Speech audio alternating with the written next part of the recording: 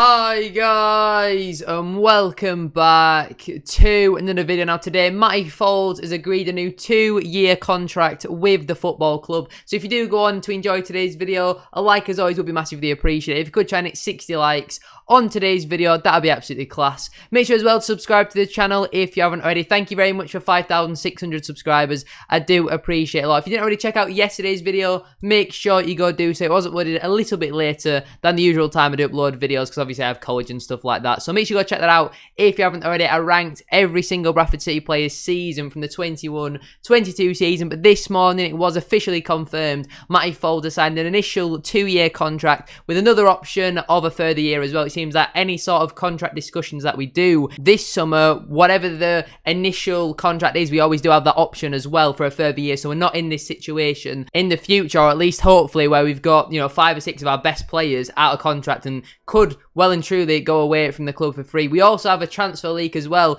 to speak about later on in today's video, but make sure you drop a like on it, subscribe if you are new as well, and let's get on with today's video. So Bradford City tweeted at 7:58 this morning saying, breaking news, Valley Parade looked a little bit different for Matty Foulds back when he could only dream of playing for Bradford City. From Victoria Park in Clayton to Valley Parade in Manningham, complete with a new initial 2-year deal. The article does then read 2 more years for Foulds. The Bradford-born left-back has agreed a deal which will keep him at the Utility Energy Stadium until at least the summer of 2024, with the option of a further year after his agreement was set to expire in June. Foulds made 28 appearances for the Bantams last season, scoring 2 goals, including his first in professional football against Harrogate Town in February. His other one obviously came in that 2-0 win away at Hartlepool. The former Everton academy prospect began as a youngster at the Utility Energy Stadium before moving to Bury and Como in Italy. Foulds said, "I'm delighted to be here for at least the next 2 years. It's a real push in the right direction for me personally. I've been sat in it says sands, but I presume they're going to mean stands, at Valley Parade as a kid, so there is no better feeling than playing in front of 18,000. I played over 20 games last season, which is the most I have got out of any season, but I think we underachieved. Next year, with the plans we have as a football club, we want to have a real good go. We want to get the place going again next season." City manager Mark Hughes said, "We are pleased to have Matty with us for at least the next 2 years and are looking forward to continuing to work with him. He has had a strong season with us and typifies the kind of character we want at this football club. Matty wears his heart on his sleeve and loves Bradford City and always gives 110% on the field. At 24, he's still at a great age to develop and we are happy he sees his long-term future with us here." Matty Foulds will be sponsored by Sondad for the 22-23 campaign. Now, for me personally, I think this is the right decision to make. You could argue maybe his last couple of appearances under Mark Hughes haven't been the greatest, but when you're, only young, you're out of contract in the summer, you're playing under a manager like Mark Hughes and you really do want to impress, you might be a little bit nervous to make a mistake, so maybe he has been playing a little bit cautious the past couple of games, but before that, I think he's been absolutely fantastic. At the start of the season, for me personally, he would have been my starting left-back. Obviously, Liam Rideout has slowly got better and better. He has had his injury problems though this season, which is why, obviously, Matty Foulds has played a decent amount of time. I think as a backup, he's more than good enough, and even as a player to push Liam Rideout to eventually be that first-choice left-back.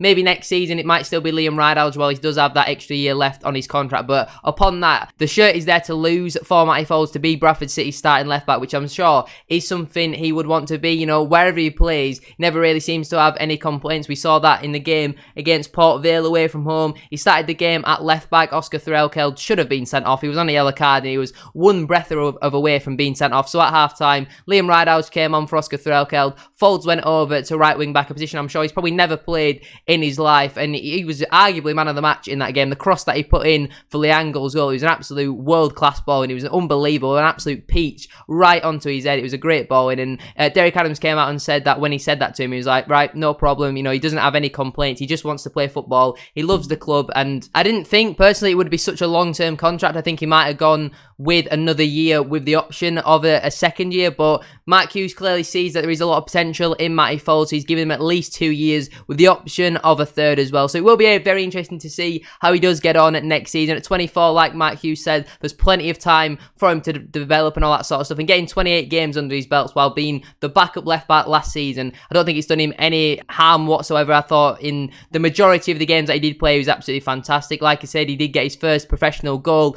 in that game against Harrogate. Granted, we did lose that game, but it was still a great finish. The ball came out to him on the edge of the box, and he absolutely rifled it into the back of the net. The second one away at Hartlepool, I think Callum Cook's driving with the ball forward. Matty Foulds makes an underlap, and Cook manages to find him. He gets the ball out of his feet, and because of the way that the ground is positioned in the stand, it was really hard to see. You just saw everyone else celebrating at the front before the people at the back could see. But yeah, he did manage to tuck that one away nicely, and we came away with the 3 points in that game. If we have a look at his youth career as a whole, then he started out his youth career with Bradford City before moving to Bury in 2015, where he spent a year with Bury's academy. Then he joined Everton, where he played there for 4 years. He didn't play a lot in the first team, but he made quite a lot of appearances for the under-21s, playing 3, 3, 1 and 4 games respectively. He did also make one appearance actually here for Bury in the League Cup in the 15-16 season, so he actually joined Bury's first team in that time. Then he went away to Italy for, I think it was half a season in the Serie C with Como. He's openly said though that he didn't really enjoy his time in Italy.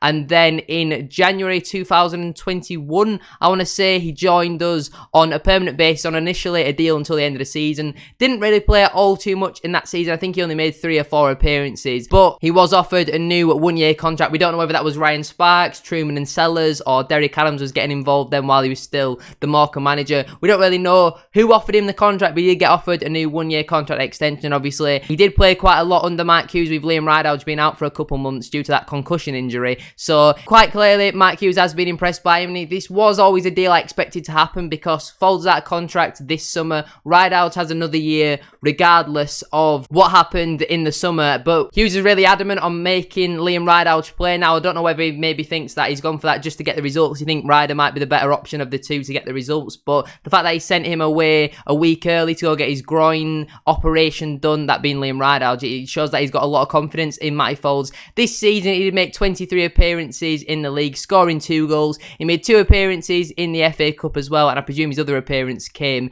in the Football League Trophy. So in total, he has played 31 career games professionally, 28 of them coming this season. Obviously, like I said, did get the 2 goals, but for me personally, I think he's been defensively solid this season. Whenever he has been called upon, you know, he's slotted in nicely, and you can definitely tell he is young. You know, sometimes he does make the odd mistake, but 95% of the time you'll get a 6 or a 7 out of Matty Foulds out of 10. And I think he really does suit that role well. You know, he's going forward, he's getting better and better as the game goes on. He can definitely put a cross into the box this season. I think he's been unlucky not to get a couple more assists, to be honest with you, like that one away at Forest Green Rovers where Callum Cook scored. Because the defender got the end of a toenail on the end of his cross, he didn't get registered as an assist for it, which I thought was really harsh. But going forward, I think he's fantastic. Granted, he's not the quickest, but defensively he's always solid, and whenever he has been called upon this season, like what I've already said, I think he has done more than enough to deserve a new contract. 2 years, like I said, did surprise me. I thought it would have been 1 year with the option of a second year, but I can't really complain all too much. Something that did get pointed out on social media today was actually that Harry Lewis signed officially on Monday, when our pitch renovations, I believe, started on Monday. They might have started late last week.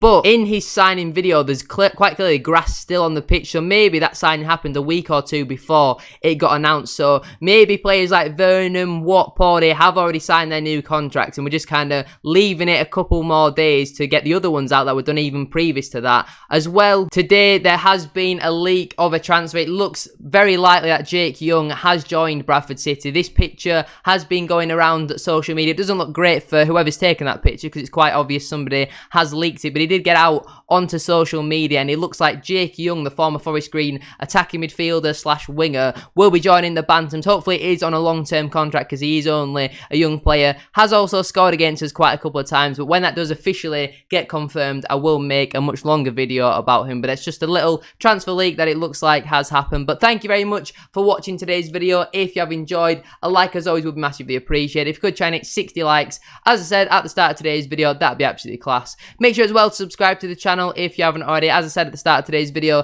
thank you all for 5,600. We are nearly at 6,000 subscribers, so make sure you are subscribed if you haven't already. Get your thoughts in as well down in the comment section down below. Have a great rest of your day. Thank you for watching. I shall probably see you tomorrow for the Jake Young signing, as I do expect that to get confirmed tomorrow.